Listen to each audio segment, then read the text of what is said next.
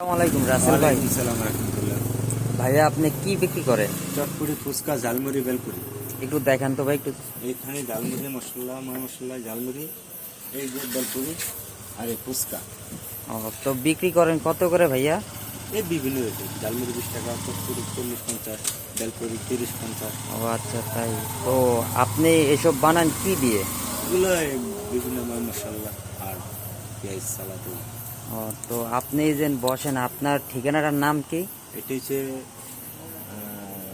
মুসলিম পাড়া রোড, সদর রোড বলা, ও আচ্ছা। মাতৃনীলা ক্লিনিকের সামনে। তো এর কি আপনি বাসায় পাক করেন নাকি? বাসার থেকেই করে আনি এখানে। ও আচ্ছা। তো তো খরচ হয় কিরকম আপনার? খরচ আছে তো ভাইয়া, মনে করেন সব কিছুর দাম বেশি এখন বর্তমানে, 100-150। তো ভাই আপনার দোকানটা কত কত গেল? এই দোকানটা আমার 1 লাখ 20-এর মতো খরচ হচ্ছে। ও আচ্ছা।